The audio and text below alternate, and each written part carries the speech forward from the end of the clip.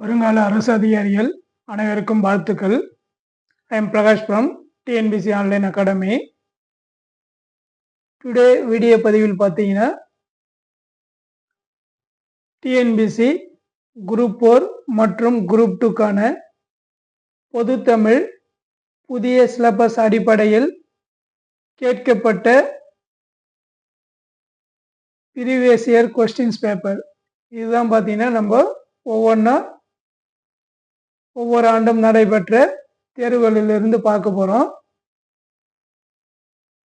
இந்த கொஸ்டின்ஸை பார்த்தாலே நம்ம வரக்கூடிய குரூப் 2 மற்றும் குரூப் 4க்கான பொது தமிழ் எப்படி நம்ம படிக்க வேண்டும் என்ற ஒரு அனலைசிஸ் நமக்கு கிடைக்கும். அதனால் மாணவர்கள் இந்த ப்ரீவியஸ் இயர் கொஸ்டின்களை ஃபுல்லாக நீங்கள் எப்படி கேட்டிருக்காங்கன்னு பார்த்தீங்கன்னா ஈஸியாக வரக்கூடிய தேர்வுகளை அட்டன் பண்ணலாம்.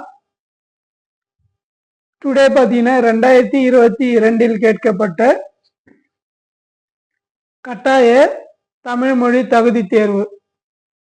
ஸோ இதனுடைய சிலபஸ் தான் நமக்கு இப்போது நியூ சிலபஸாக கொடுத்துருக்காங்க. அதனால் இந்த கொஸ்டின்ஸை ஸ்கிப் பண்ணாமல் ஃபுல்லாக இந்த வீடியோ பாருங்கள், உங்களுக்கு ஒரு கிளாரிட்டி கிடைக்கும். யூனிட்டு 1 அலகு 1ல் பிரித்தெழுதுக சேர்த்தெழுதுக கேட்டிருக்காங்க. மேக்சிமம் பார்த்தீங்கன்னா எல்லாமே புதிய சமச்சீர் பாட புத்தகத்தில் இருந்து தான் கொஸ்டின்ஸ் எடுத்திருக்காங்க. அதனால் 6ஆம் வகுப்புலேருந்து 10ஆம் வகுப்பு வரை நீங்கள் உள்ள அனைத்து பிரித்தெழுதுக சேர்த்தெழுதுக படித்தாலே நீங்கள் பார்த்தீங்கன்னா கண்டிப்பாக எல்லா கொஸ்டின்ஸும் அட்டன் பண்ணலாம். முதல் கேள்வி, பிரித்தெழுதுக பொய் அகற்றும் பொய் அகற்றும் பிரித்தெழுதுக. ஆன்சர் பொய் கூட்டல் அகற்றும். ஆன்சர் பொய் கூட்டல் அகற்றும். இரண்டாவது கேள்வி, பிரித்தெழுதுக செந்தமிழ். செந்தமிழ் என்பது ஒரு பண்பு தொகை. பிரிக்கும் போது நமக்கு மை வரும். செந்தமிழ் என்னும் சொல்லை பிரித்து எழுத கிடைப்பது. ஆன்சர் செம்மை கூட்டல் தமிழ். பண்பு தொகை செந்தமிழ் என்பது, அதை பிரிக்கும் போது செம்மை கூட்டல் தமிழ் என்று பிரியும். உங்களுக்கு பிரித்தெழுதல் சேர்த்தெழுதல் எல்லாமே சேம் தான் வரும். செம்மை கூட்டல் தமிழ்னு கொடுத்து சேர்த்து எழுதுன்னு கேட்டாங்கன்னா நம்ம செந்தமிழ்னு எழுதணும். அடுத்த கொஸ்டின், சேர்த்து எழுதல்னு கேட்டிருக்காங்க பாருங்க. 8 கூட்டல் திசை. இது எல்லாமே பார்த்தீங்கன்னா 6th நியூ புக்ல இருந்து கேட்டிருக்காங்க. 8 கூட்டல் திசை சேர்த்து எழுதுக. ஆன்சர் பார்த்தீங்கன்னா 8 திசை. 8 திசை இடையில ஒரு இத்து என்ற மெய்யெழுத்து சேர்த்து எழுதணும். 8 கூட்டல் திசை என்பதை சேர்த்து எழுதும்போது 8 திசைன்னு வரும். 8 திசைன்னு கொடுத்துட்டு அதை பிரித்து எழுதுன்னு கேட்கும்போது இத்தானது விலகிடும். அப்போ 8 கூட்டல் திசைன்னு நமக்கு கிடைக்கும். எப்படி கேட்குறாங்கன்னு பார்த்து எழுதிங்க. இந்த கொஸ்டினை பொறுத்தவரைக்கும் 8 கூட்டல் திசை சேர்த்து எழுதுன்னு கேட்டிருக்காங்க. 8 திசை ஆன்சர். அடுத்து பாருங்க, எதிர் சொல் தருக. இது நமக்கு சிலபஸ்ல இருக்கு. அருகுற. அருகுறனாக்கா அருகில் அர்த்தம். இதற்கான எதிர் சொல் என்னன்னு பார்த்தீங்கன்னா தொலைவில். அருகுற எதிர் சொல்லை கண்டறிக. ஆன்சர் தொலைவில். அடுத்து பாருங்க, அணுகு என்பதன் எதிர் சொல் எழுது. அணுகுதான் என்ற பண்றது சேருதுன்னு அர்த்தம். அதற்கான எதிர் சொல் விலகு, விலகுதல். அணுகுன சேர்தல், அதற்கான எதிர் சொல் விலகு. அடுத்து பாருங்க, பொருந்தாத சொல்லை கண்டறிக. உயர்திணைக்குரியதல்லாத பால் வகையை கண்டறிக. திணை உயர்திணை அஃறிணை இரண்டு வகைப்படும். உயர்திணை அஃறிணை என இரண்டு வகைப்படும். உயிரினங்களை குறிப்பது எல்லாம் பார்த்தீங்கன்னா உயர்திணைன்னு வரும். மரம் செடி கொடி இது போல குறிக்கிறதுல அஃறிணைன்னு வரும். இது என்னன்னு பார்த்தீங்கன்னா உயர்திணைக்குரியதல்லாத பால் வகை கண்டறின்னு கேட்குறாங்க. ஆன்சர் பார்த்தீங்கன்னா பலவின் பால். பலவின் பால் என்பதுதான் உயர்திணைக்குரியதல்லாத பால் வகை. அடுத்த கொஸ்டின், பொருந்தாத சொல்லை கண்டறிக. கொழுந்து வகை அல்லாததை கண்டறிக.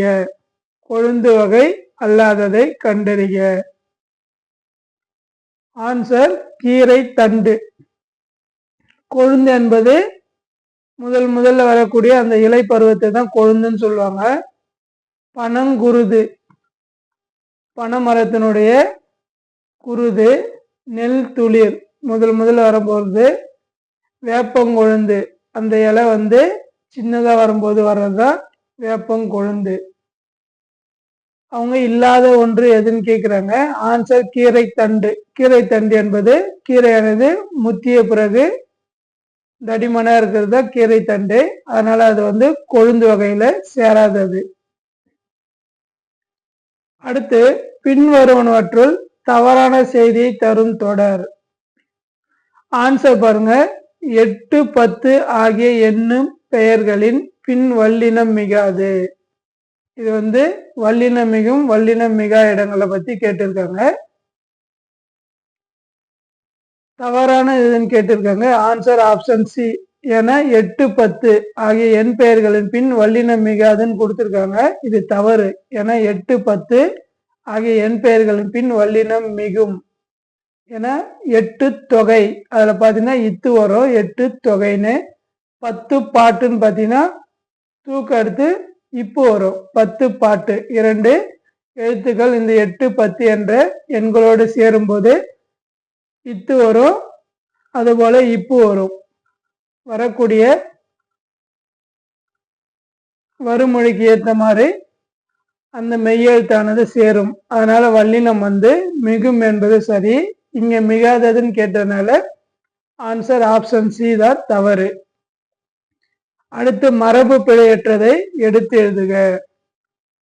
ஆன்சர் பார்த்தீங்கன்னா ஆப்ஷன் டி. கூடை முடைந்தான். கூடை வேய்ந்தான் என்பதுதான் சரியான மரபு. ஆனா இங்க பாத்தீங்கன்னா கூடை முடைந்தான்னு கொடுத்திருக்காங்க.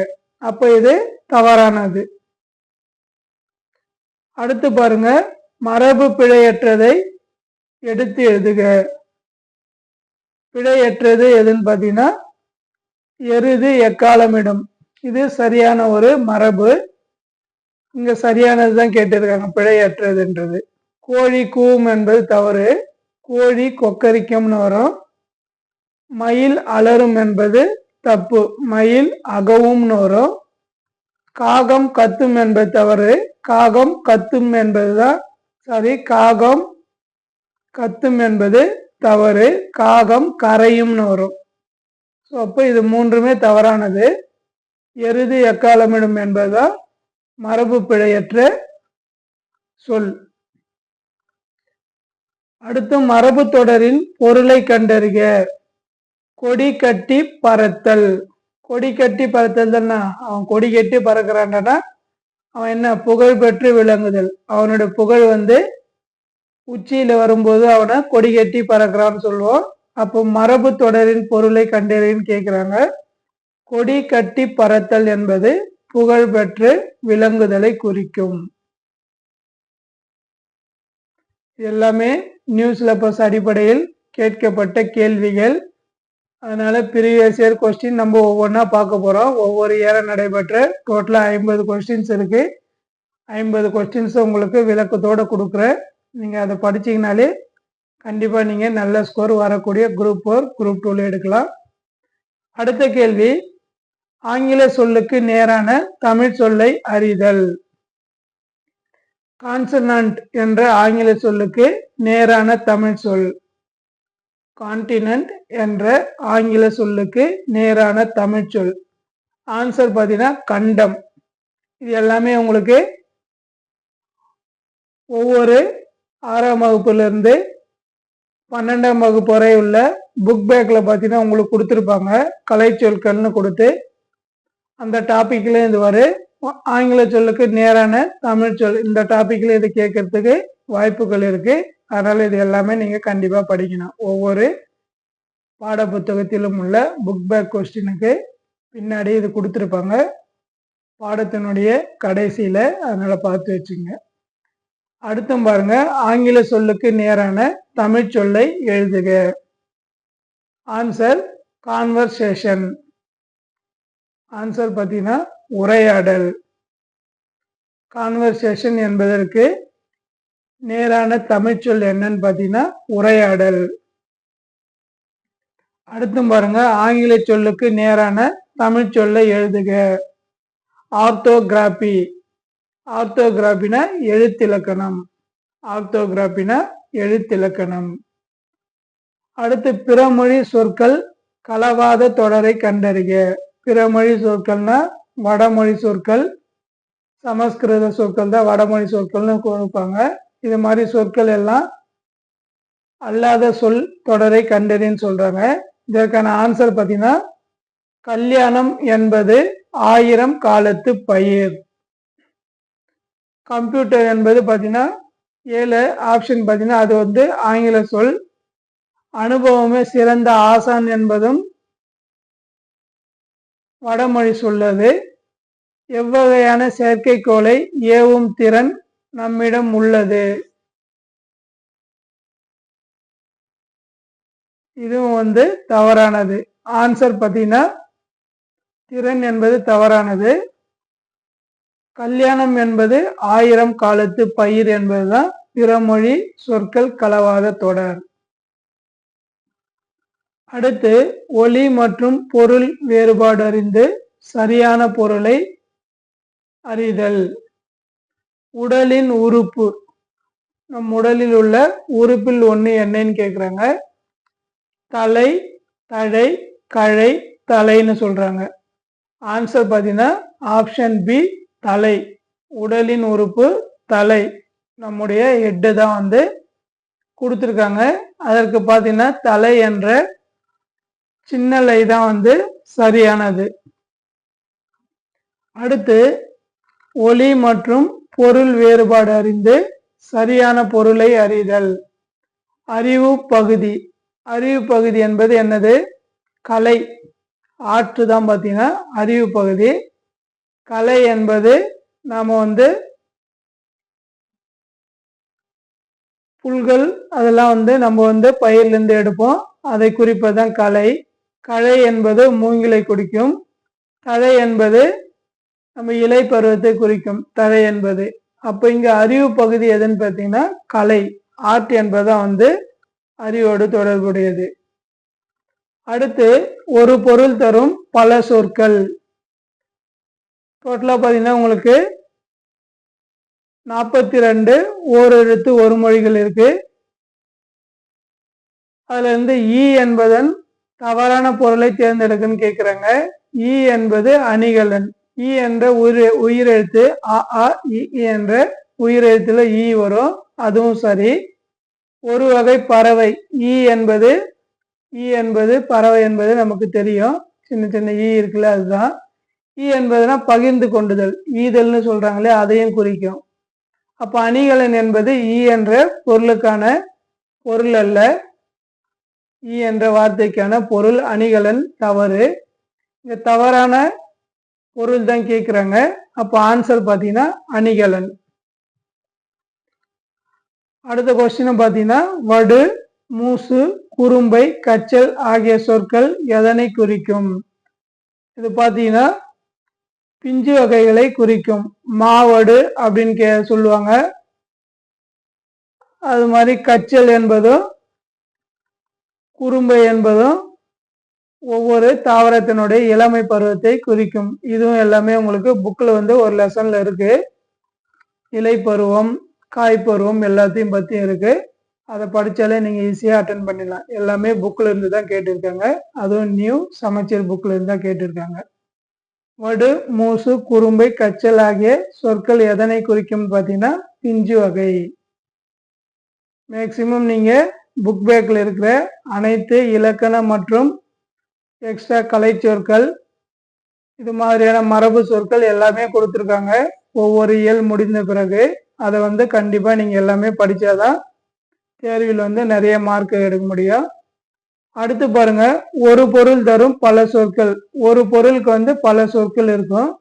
வயல், வயல் என்பது என்னன்னு பார்த்தீங்கன்னா பயணம் மற்றும் செய். வயல் என்று என்னென்ன பொருள் தரும் பார்த்தீங்கன்னா பயணம் மற்றும் செய் என்று குறிக்கும். இது ஒவ்வொரு இதில் இருக்கக்கூடிய அந்த சொல் பொருள்னு இருக்கும். அதை படித்தாலே நம்ம இந்த கொஸ்டின் அட்டன் பண்ணலாம். அடுத்து வேர் சொல்லை கொடுத்து வினையாளரின் பெயர், வினைமுற்று, வினையெச்சம், ஸோ அது மாதிரி சேஞ்சஸ் பண்ண சொல்லி நம்ம சிலபஸில் கொடுத்துருக்காங்க. அந்த டாபிக்லேருந்து அது கேட்குறாங்க. கேட்டான் என்ற சொல்லின் வேர்ச்சொல்லை கண்டறி. வேர்ச்சொல் என்பது பார்த்தீங்கன்னா ஒரு கட்டளை வாக்கியமாக இருக்கும். கேள், கேள் என்பதுதான் கேட்டான் என்ற சொல்லின் வேர் சொல். அடுத்து வேர் சொல்லின் தொழிற்பெயர் காண்கன்னு கேட்குறாங்க.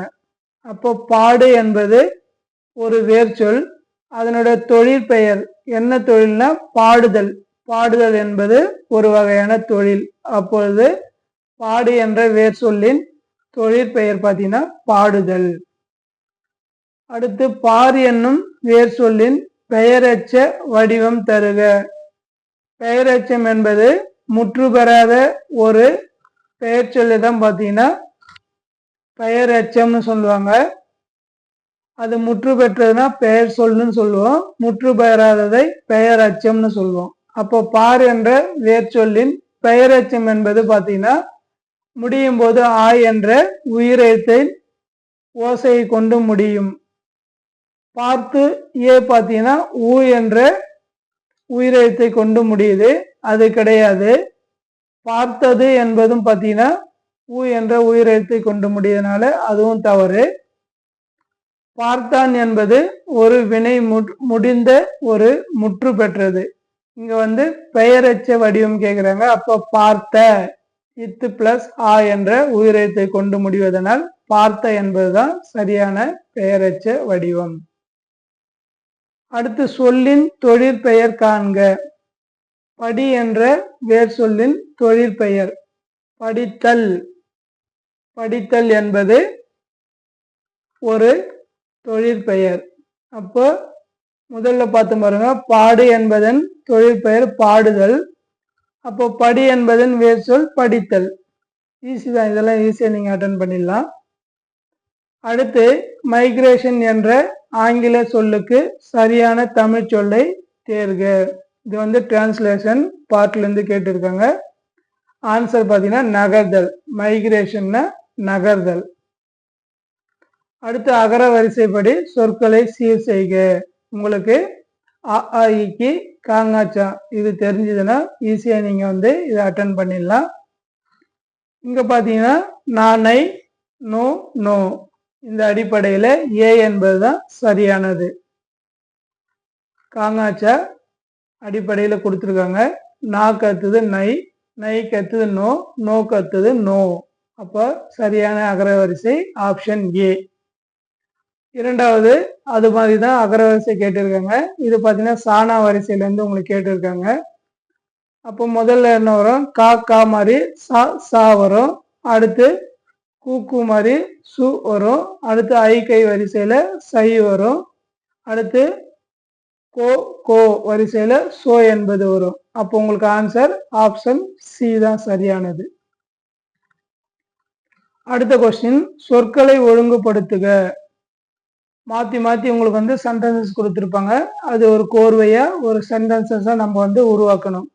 ஆடுபவரின் கரக சேம்பின் தலையில் நன்கு படியும்படி உட்புறமாக தட்டி அடிப்பாகத்தை செய்கின்றனர்.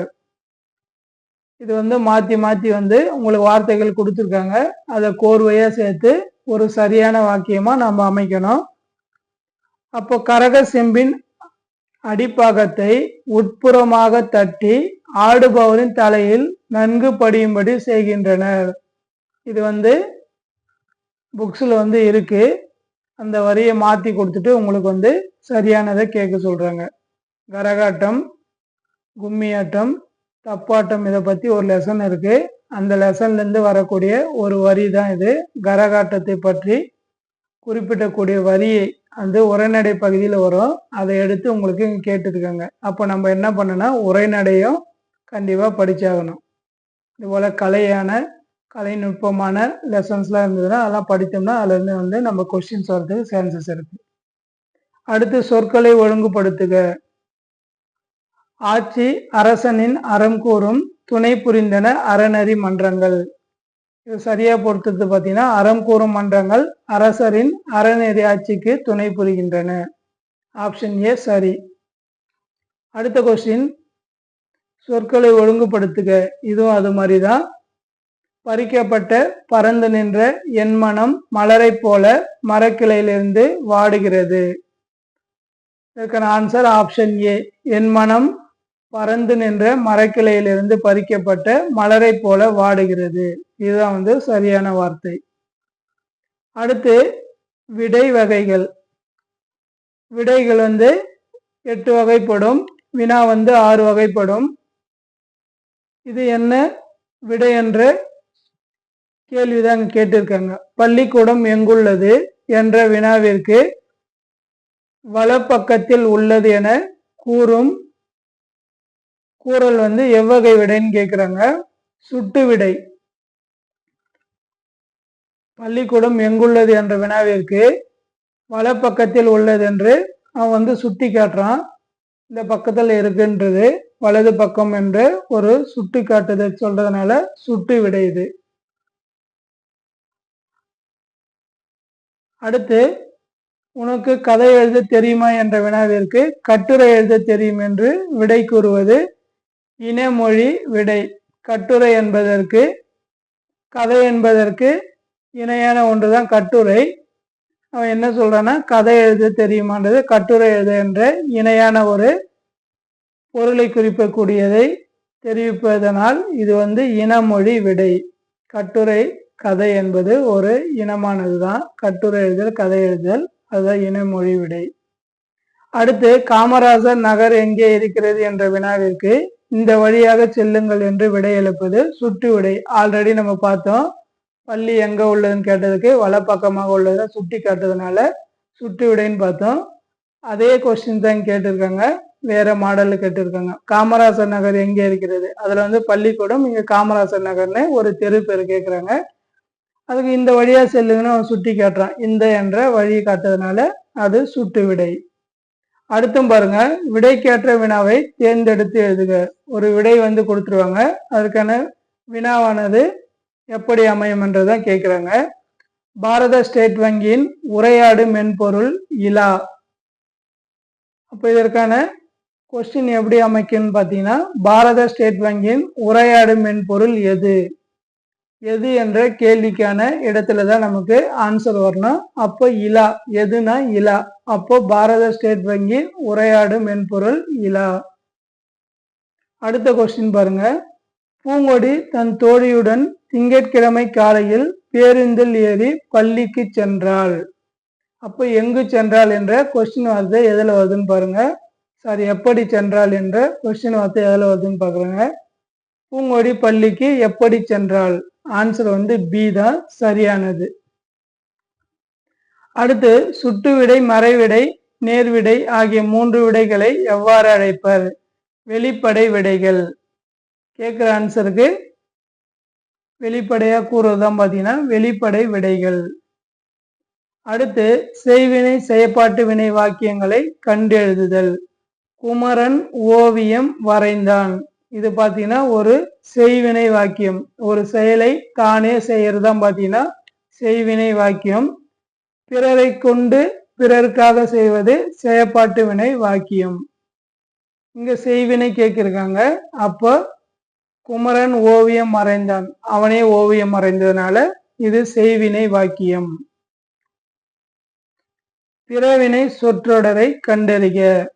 ஆன்சர் பார்த்தீங்க நான் சொன்ன மாதிரி பிறருக்காக செய்வதுதான் பார்த்தீங்கன்னா பிறவினை வாக்கியம். கபிலனை திருத்தச் செய்தான். பிறருக்காக இவன் என்ன பண்றான், கபிலன் என்றவனை திருத்த செய்யறான். அவனை திருத்த செய்யறதுனால இது பிறருக்காக செய்த செயல். அப்பொழுது இது பாத்தீங்கன்னா பிறவினை. அடுத்து ஆப்ஷன் பாருங்க. கபிலன் திருந்தினான்னா தானே திருந்துறான். கபிலன் திருத்துவான் என்பதும் தானே செய்யக்கூடிய செயல். கபிலன் திருத்துவான என்பது ஒரு கேள்வி வாக்கியம். அப்ப இங்க பிறவினை சொற்றொடர் கேட்டிருக்காங்க. கபிலனை திருத்த செய்தால். அடுத்து வாக்கிய அமைப்பினை கண்டறிக. தமிழ் பற்று தமிழர்களால் வளர்க்கப்பட்டது. தமிழ் பற்று தமிழ் அறிஞர்களால் வளர்க்கப்பட்டது. இது செயற்பாட்டு வினை. தமிழ் அறிஞர்களால் ஆள் என்ற திருக்குறளை திருவள்ளுவர் இயற்றினார் என்பது செய்வினை. திருக்குறள் திருவள்ளுவரால் இயற்றப்பட்டது. ஆள் என்ற வார்த்தை வந்ததுன்னா அது செயற்பாட்டு வினை. அது மாதிரி இங்க தமிழ் பற்று தமிழ் அறிஞர்களால் வளர்க்கப்பட்டது. அப்போ ஆன்சர் பார்த்தீங்கன்னா ஆப்ஷன் பி, செயற்பாட்டு வினை.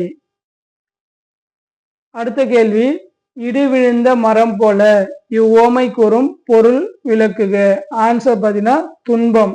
இடி விழுந்த மரம் போலனா இடி விழுந்த உடனே அந்த மரமானது என்னப்படும்,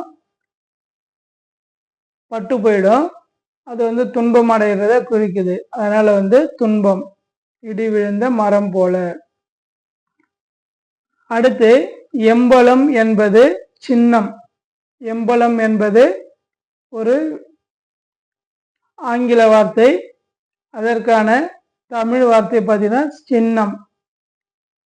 அடுத்து டெரிட்டரி இணையான தமிழ் சொல் அறிக. ஆன்சர் பார்த்தீங்கன்னா நிலப்பகுதி. டெரிட்டரி என்பது நிலப்பகுதியை குறிக்கும். 43 அலுவல் சார்ந்த கலைச்சொற்களை கண்டறிக. நமக்கு பார்த்தீங்கன்னா கலைச்சொற்கள்னு கொடுத்து அறிவியல், தொழில்நுட்பம், மருத்துவம் இது மாதிரி நிறைய ஹெட்டிங் கொடுத்துருக்காங்க. இதுல அலுவலகம் சார்ந்த கலைச்சொற்களை கண்டறின்னு கேட்குறாங்க. அப்போ வீடியோ கான்ஃபரன்ஸ் என்பது காணொலி கூட்டம். நீங்க பார்த்துருப்பீங்க ஆன்லைன்ல வீடியோ கான்ஃபரன்ஸ் பார்த்தீங்கன்னா எல்இடி டிவி வழியா கூட்டங்கள் எல்லாம் அந்தந்த இடத்துல இருந்தே நடத்துவாங்க. ஸோ அதுதான் வீடியோ கான்ஃபரன்ஸு. அதற்கான கலைச்சொல் பார்த்தீங்கன்னா காணொலி கூட்டம்.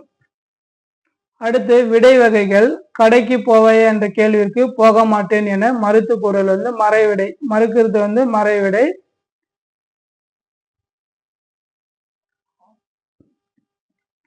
பிறமொழி சொல்லுக்கு நிகரான தமிழ் சொல்லை எழுதுக. பிளாக் போர்டு இது ஆங்கில சொல்லு. இதற்கான சரியான தமிழ் வார்த்தை பார்த்தீங்கன்னா கரும்பலகை.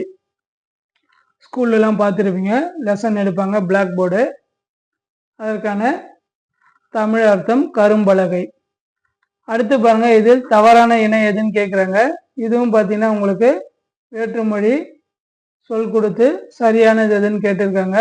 கோல்டு பிஸ்கட்னு தங்க கட்டின்னு தவறான ஒன்று எதுன்னு கேட்குறாங்க. ரிப்பீட்னா மிகுதியாகன்னு சொல்றாங்க. இது தவறு. ரிப்பீட்னா என்னது, மறுபடியும் மறுபடியும் வர்றதா ரிப்பீட்னு கேட்போம். நம்ம சினிமா பார்க்கும்போது இதோ பார்த்தீங்கன்னா ஒரு பாட்டு நல்ல பாட்டாக இருந்தால் ரிப்பீட்னு கேட்போம். அதே மாதிரி டிவிலையும் நம்ம ஏதாவது படமோ இல்லை பாட்டோ கேட்கும்போது நல்லா இருந்தால் அதை ரிப்பீட் பண்ணி பார்ப்போம். மறுபடியும் பார்க்கறது தான் ரிப்பீட்டு. இங்கே மிகுதியாகன்னு கொடுத்துருக்காங்க. அதனால இது தவறு. அடுத்து ஆங்கில சொல்லுக்கு இணையான தமிழ் சொல் அறிக. அடல்ட்ரேஷன். ஆன்சர் பார்த்தீங்கன்னா கலப்படம். அடல்ட்ரேஷன் என்ற ஆங்கில சொல்லுக்கு சரியான தமிழ் சொல் பார்த்தீங்கன்னா கலப்படம். அடுத்து தவறான ஊர் பெயர்களின் மறுவை காண்க. நம்ம பார்த்தீங்கன்னா சில ஊர் பெயர்களை மருவி வந்திருக்கோம். கோயம்புத்தூர் என்பது கோவை, திருச்சி என்பது திருச்சிராப்பள்ளி என்பது திருச்சி. இது மாதிரி பெயர் மாற்றம் மாறி வந்திருக்கும். முன்னாடி மதுரை என்பது இப்போ மதுரைன்னு வந்திருக்கு. இது மாதிரி ஊர் பெயர்கள்லாம் மருவி வந்த பெயர்கள்ல எது தவறானதுன்னு கேட்டிருக்காங்க. மயிலை என்பது மயிலாடுதுறை என்பது தவறு. மயிலாப்பூர் என்பது மயிலை, மயிலாடுதுறை என்பது தவறு. மயிலை என்ற ஊர் பார்த்தீங்கன்னா மயிலாப்பூர் என்பதை மயிலைன்னு மருவி வந்திருக்கோம். இங்க மயிலாடுதுறைன்னு கொடுத்துருக்காங்க. இது தவறு. தஞ்சாவூர் தஞ்சைன்னு மருவி வந்திருக்கு, கரெக்டு தான். திருநெல்வேலி நெல்லைன்னு அழைக்கப்படுது, இதுவும் சரிதான். புதுக்கோட்டை புதுகைன்னு அழைக்கப்படுது, இதுவும் வந்து சரிதான். அப்ப என்னன்னு பாத்தீங்கன்னா புதுச்சேரி வந்து புதுவைன்னு அழைப்பாங்க, புதுக்கோட்டை வந்து புதுகைன்னு அழைப்பாங்க. அந்த பார்த்து வச்சுங்க, ஏன்னா ரெண்டும் சேமா கொடுத்தா கன்ஃபியூஷன் ஆயிடுங்க. இங்க வந்து மயிலாப்பூர் தான், சென்னையில் உள்ள மயிலாப்பூர் தான் மயிலைன்னு அழைக்கப்படுது. இங்க மயிலாடுதுறை தான் மயிலைன்னு மருவி வந்திருந்தா கேட்குறாங்க, இது தவறு. அடுத்து மருவுள் சரியான இணையை கண்டறின்னு கேட்குறாங்க. ஆன்சர் பார்த்தீங்கன்னா ஆப்ஷன் சி 1 கரெக்டு, 3 கரெக்டு. நான் லாஸ்ட் கொஸ்டின்ல சொன்ன பார்த்தீங்கன்னா மயிலைனா மயிலாப்பூர், அது சரின்னு கொடுத்துருக்காங்க பாருங்க. அதுதான் உங்களுக்கு லாஸ்ட் கொஸ்டின்ல கொடுத்தாங்க. இங்க என்ன கொடுத்துருக்காங்க, தவறானது கேட்டிருக்காங்க. மயிலைனா மயிலாடுதுறைன்னு கேட்டிருக்காங்க. மயிலைனா என்னன்னு பார்த்தீங்கன்னா மயிலாப்பூர் தான் மருவி மயிலைன்னு வந்திருக்கு. திருநெல்வேலினா அதுவும் லாஸ்ட் கொஸ்டின்ஸை பார்த்துட்டோம், அது தெரிஞ்சதை நம்ம ஈஸியாக இதை அட்டன் பண்ணிடலாம். இப்போ இதற்கு சரியானது மருவு பெயர்கள் எதுன்னு பார்த்தீங்கன்னா 1, 3 மற்றும் 4. கும்பகோணம் கும்பைன்னு கேட்டிருப்பாங்க, அது வந்து குடந்தைன்னு வரும். ஸோ அப்போ 2 ஆனது தவறு, மற்ற 3மே சரி. ஓகே ஃப்ரெண்ட்ஸ், டோட்டலாக இதில் நான் 100 கொஸ்டின் சொல்லியிருந்தேன். 50 கொஸ்டின்கான ஆன்சர் வந்து இதில் நம்ம முடிச்சிடலாம். அடுத்த வீடியோவில் பார்த்தீங்கன்னா உங்களுக்கு பேலன்ஸ் உள்ள 50 கொஸ்டின் பார்க்கலாம். இது மாதிரி பார்த்தீங்கன்னா டோட்டலாக உங்களுக்கு ஒரு 50 கொஸ்டினுக்கு மேலே பார்த்தீங்கன்னா உங்களுக்கு ப்ரீவியஸ் இயர் கொஸ்டின்ஸ் இருக்குது. அதை பார்த்தாலே உங்களுக்கு ஈஸியாக வந்து தேர்வு எழுதக்கூடிய மனப்பக்குவம் வந்துடும். அதில் இருந்து நிறைய கொஸ்டின்ஸ் கேட்க வாய்ப்பு இருக்குது. அடுத்து மறு சொல் கேட்குறாங்க. சரியான பொருத்தம் ஆன்சர் பார்த்தீங்கன்னா ஆப்ஷன் ஏ, சைதை என்பது சைதாப்பேட்டை, புதுகை என்பது நான் ஆல்ரெடி முன்னாடி சொன்னோம் பார்த்தீங்களா, புதுகை என்பது இது புதுச்சேரியை குறிக்கும். புதுவை என்பது பார்த்தீங்கன்னா புதுச்சேரி, புதுகை என்பது புதுக்கோட்டை, நாகை என்பது நாகப்பட்டினம். ஓகே ஃப்ரெண்ட்ஸ், இந்த வீடியோ பிடிச்சிருந்தா உங்கள் ஃப்ரெண்ட்ஸுக்கு ஷேர் பண்ணுங்கள், அவர்களும் பார்த்துட்டு பயன்பெறட்டும். சப்ஸ்கிரைப் பண்ணாத நண்பர்கள் சப்ஸ்கிரைப் பண்ணிங்க. நிறைய வீடியோஸ் பார்த்தீங்கன்னா நம்மளுடைய டிஎன்பிசி ஆன்லைன் அகாடமி யூடியூப் சேனலில் வந்து உங்களுக்கு ஒரு 700க்கும் மேற்பட்ட தேர்வுக்குரிய வீடியோஸ்லாம் இருக்குது. ஜாயின் பண்ணிங்க, பார்த்து பயன்பெறுங்க. Okay, thank you friends.